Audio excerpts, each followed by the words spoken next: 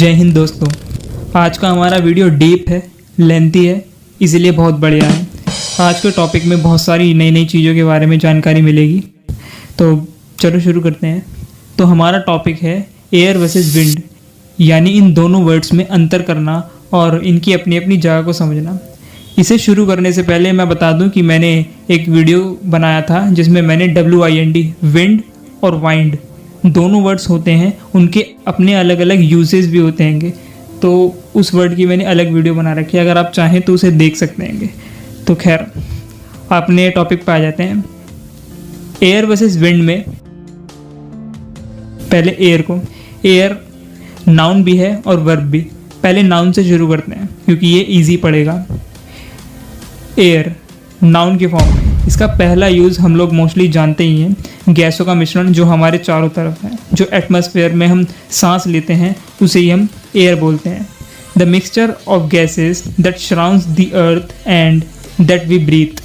For example, let's go out for some fresh air, a blast of hot air, we are getting warm air from outside, I need to put some air in the tyre, the government should work on the improvement of air quality. यहाँ government को air quality पे काम करने के लिए सलाह दी जा रही है। खैर नेक्स्ट सेंटेंस है, she was gasping for air because she ran out of the burning house. अब यहाँ पे गैस्प का मतलब होता है हाफना। वो हाफ रही थी सांस लेने के लिए क्योंकि वो क्या कर रही थी, she ran out of the burning house, वो एक जलते हुए घर से भाग रही थी। अब इसका दूसरा यूज़ देखते हैं।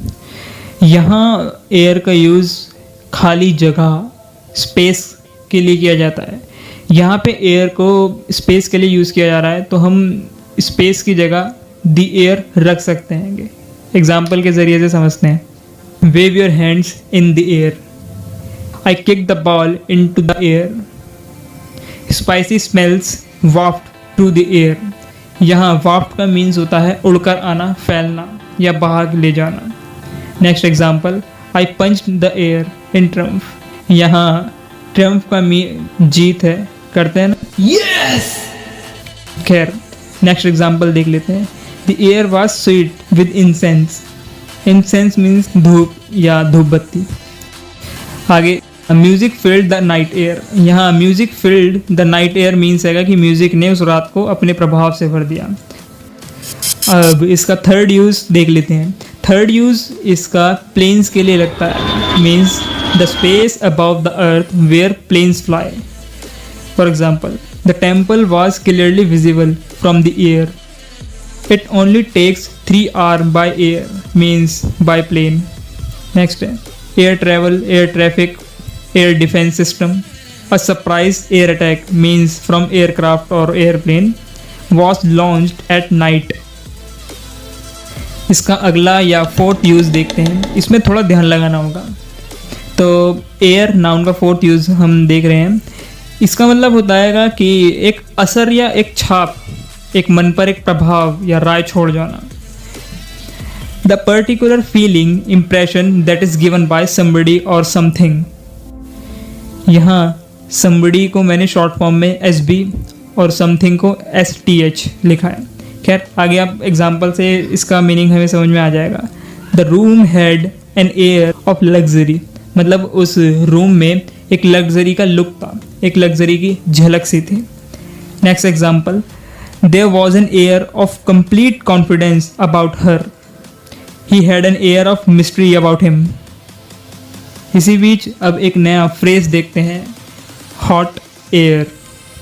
हॉट एयर, ये फ्रेज इनफॉर्मली यूज़ किया जाता है, मतलब जब हम किसी के लिए ज़्यादा फ्रेंडली होते हैं या किसी के लिए डिसरिस्पेक्टफुल होते हैं तब यूज़ किया जाता है। इसका मतलब बेसिकली यही होता है जब कोई बड़ी बड़ी हाँकता है, मतलब क्लेम करता है, स्टेटमेंट देता है कि हाँ मैंने ये, मैं वो, और होता एक्चुअली में कुछ नहीं है। तो क्लेम्स, प्रोमिसेस और statements that sound impressive but have no real meaning और truth. For example, he talks a lot of hot air, don't worry about what they are saying, it's all hot air। यह कह रखा है कि चिंता मत करो, जो जो वो लोग कह रहे हैं ये सब उनकी हॉट एयर है, मतलब ये बातें एग्जिस्ट नहीं करती हैं। नेक्स्ट है the whole debate was just so much hot air. ये डिबेट के बारे में बात की गई थी जो पूरी एक हॉट एयर है, एग्जिस्ट नहीं करती रियल वर्ल्ड में। आगे इसका यूज़ म्यूज़िक में होता है, मीन्स एयर को अट्यून के रूप में यूज़ किया जाता है। ये एक स्पेसिफिक फील्ड की बात है तो हम सिर्फ इतना ही रखेंगे। इसका अगला यूज़ कुछ इस तरीके से बनता है, completely based on behaviour of anyone. यहाँ एयर की प्लूरल सेंस यूज़ की जाती है। ये वर्ड डिसअप्रूविंग है, मतलब ये निंदा करता है, नापसंदगी, असम्मति करता है। A way of behaving that shows that somebody thinks that they are more important etc than they really are। मतलब आपने देखा भी होगा कुछ लोगों को ऐसे बिहेव करते हैं जैसे कि वो कुछ हैं, कुछ ज़्यादा ही है और वास्तव में इतने होते नहीं हैं। एग्जाम्पल में I hate the way she puts on air, मतलब जिस तरीके से वो बोलती है, जिस तरीके से अपना एटीट्यूड दिखाती है, वो मुझे पसंद नहीं है, मैं उसे घृणा करता हूँ। अच्छा, मैंने अभी इसके मीनिंग को क्या बोला, डिसअप्रूविंग। इससे ये पता चला कि ये वर्ड किस कैटेगरी में आता है। मतलब शुरू में ही हमें ये पता चल गया कि इसका असली मीनिंग क्या है, इसका असली भाव क्या है। वास्तव में हर वर्ड का भाव अलग अलग होता है, इसे थोड़ा हम आगे देखेंगे। इसकी मैं एक अलग वीडियो बना दूंगा। यहाँ पे थोड़ा सा देख लेते हैं। अप्रूविंग तारीफ के लिए यूज़ किया जाता है अगर कोई वर्ड डिसअप्रूविंग है, जिसे नापसंद किया जाता है। फिगरेटिव में वर्ड्स ऐसे होते हैं जो हल्का सा अलग मीनिंग रखते हैं, और ये इसलिए होता है ताकि हम एक माइंड में अपनी छवि क्रिएट कर सकें, एक मेंटल पिक्चर क्रिएट कर सकें, ताकि हम उस वर्ड को अच्छे से समझ सकें। For example, you are my sunshine. अब कोई सच में सनशाइन या सूरज की रोशनी तो हो नहीं सकता कि कोई, चलो मुझे आज ठंड लग रही है, मैं उसके सामने जाके बैठ जाऊँ और मुझे ठंड लगना बंद हो जाएगा, ऐसा नहीं है। Next example, we have been bombarded with letter of complaints. यहाँ बम्बार्ड मतलब होता है बमबारी करना, गोलाबारी करना या बौछार कर देना किसी चीज़ की। अब वाकई में एग्जाम्पल कह रहा है कि वी हैव बीन बम्बार्डेड, हम पर बम्बार्डिंग की गई, किसकी, लेटर्स ऑफ कंप्लेंट्स, हमारे पर जो कंप्लेंट की गई थी उनकी बम्बार्डिंग की गई। अब ये तो है नहीं उन्होंने तोप ला के रखी होगी और उस पर लेटर फंसा के छोड़ेंगे, उनके ऊपर हमला किया होगा, ऐसा नहीं है। तो ये सब वर्ड फिगरेटिव होते हैं, ठीक है। तो फिगरेटिव में बस इतना होता है कि हम एक कंपेयर कर देते हैं, जैसे हम हिंदी में आई थिंक अलंकृत बोलते हैं, ठीक है। अच्छा, इसी तरीके के आगे भी वर्ड होते हैं। फिलहाल मैं यहाँ पे थोड़े बता दे रहा हूँ, यहाँ पे जो भी होते हैं मैं यहाँ डिस्कस नहीं करूँगा, वरना ये वीडियो का अपना कोई वजूद नहीं रह जाएगा। Formal, informal, humorous, ironic, literary, offensive, slang, specialist, taboo, dialect, old fashioned, old use, saying, ये सब वैसे समझने में इन्हें मज़ा बहुत आता है, वैसे दिखने में ही ज़्यादा है या अजीब लगते हैं, लेकिन इनसे हमारी बहुत ज़्यादा हेल्प होती है। मतलब इनसे हमारे माइंड में बहुत ज़्यादा क्लैरिटी आ जाती है, हमें वर्ड की डीप नॉलेज मिल जाती है। शुरू में ही पता चल जाता है कि ये वर्ड अच्छा इस कैटेगरी में ये कहना चाहता है या इस वर्ड को हमें यहाँ यूज़ करना चाहिए। आगे देखते हैं। यहाँ हमने एयर के 6th यूज़ कंप्लीट कर लिए हैं, और अब ये दिमाग में रहेंगे कैसे, ये सिर्फ इतना है कि हम इन्हें प्रैक्टिस में जितना ज़्यादा लाते हैं उतना ज़्यादा ही हमारे जहन में या हमारी डेली लाइफ में उतर आते हैं। तो प्रैक्टिस से ही सब कुछ होता है। अब एयर नाउन के मीनिंग ख़त्म हो गए हैं, एयर वर्ब के बारे में देख लेते हैं। इनका बहुत ही ईजी होगा, एयर वर्ब का, इनका ज़्यादा हार्ड नहीं है। एयर वर्ब ये क्लोथ्स के लिए, रूम के लिए, ओपिनियन के लिए या रेडियो टेलीविज़न प्रोग्राम के लिए। अब क्लोथ्स के लिए कहा है तो यहाँ पे एयर का यूज़ कपड़े सुखाने के लिए किया जाता है, मतलब कपड़े सुखाए जाते हैं, वह हम एयर का यूज़ करते हैं। एग्जाम्पल देखते हैं सीधा, air the shirt well, leave the towel out to air, kindly air my shirt before you go. Room के लिए बेसिकली जब हम किसी रूम को या बिल्डिंग को एयर से फ्रेश करने की बात करते हैं तब इसका यूज़ किया जाता है बेसिकली। एग्जाम्पल देख लेते हैं, the rooms had all been cleaned and aired. यहाँ बताया है कि रूम को क्लीन किया गया था और उसके बाद उसे हवा लगाई गई थी। Leave the window open to air the room, मतलब रूम को फ्रेश होने के लिए उसकी विंडो को खुला छोड़ दो। नेक्स्ट है इसका ओपिनियंस के लिए। अब यहाँ क्या यूज़ होता है इसका, जब हम अपनी ओपिनियन को पब्लिकली सबके सामने एक्सप्रेस कर रहे होते हैं, कुछ बताते हैं पब्लिकली, तब हम इसका यूज़ कर रहे होते हैं। एग्जाम्पल देखते हैं। The weekly meeting enables employees to air their grievances.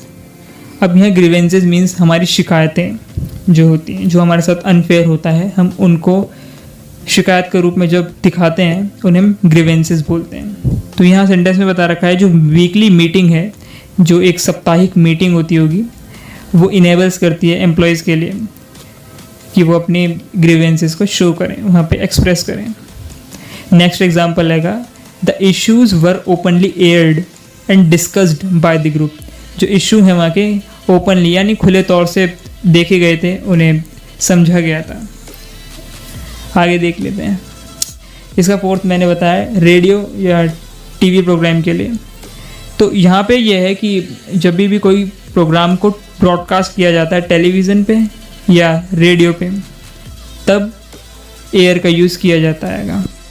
Example की तरह देखते हैं।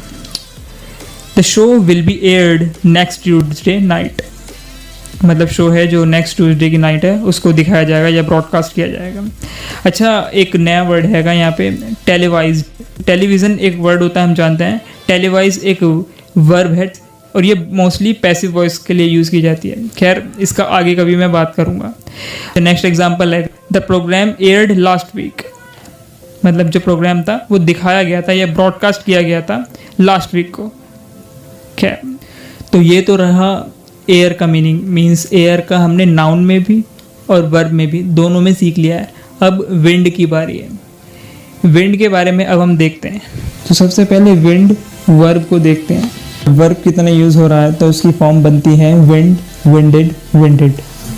इसका पहला मीनिंग कुछ इस तरीके से बनता है कि किसी को सांस लेने में मुश्किल पैदा करना थोड़े समय के लिए, या किसी के सांस लेने में मुश्किल पैदा करना या होना थोड़े समय के लिए। To make somebody enable to breathe easily for a short time.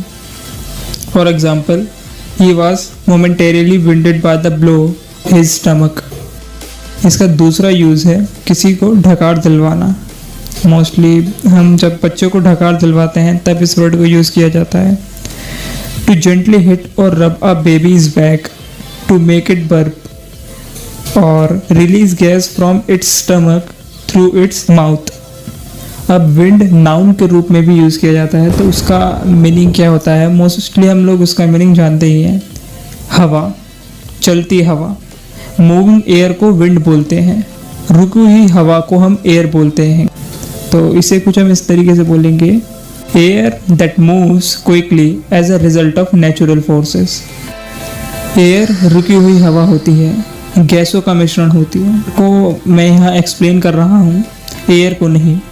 Air के अलग यूज़ होते हैं, जैसे टायर में एयर भरी जाती है, विंड नहीं। सुबह एयर फ्रेश लेनी चाहिए, फ्रेश विंड नहीं। और जैसे एयर ट्रैवल या एयर ट्रैफिक होता है, विंड ट्रैफिक नहीं। अब विंड नाउन का मतलब पता ही दिया मैंने, air that moves quickly as a result of natural forces. For example, strong winds, high winds, gale force winds मतलब आंधी जैसी हवाएं, a light wind, a north, south, east, west wind. जो भी डायरेक्शन चूज करनी हो उसके हिसाब से वो विंड ले लेते हैं। A chill, cold wind, a biting wind means very cold और अनप्लीसेंट मतलब चुभती हुई। Westerly, easterly winds. अब वेस्टर्ली और एस्टर्ली में अलग बात है, थोड़ी सी अलग बात है।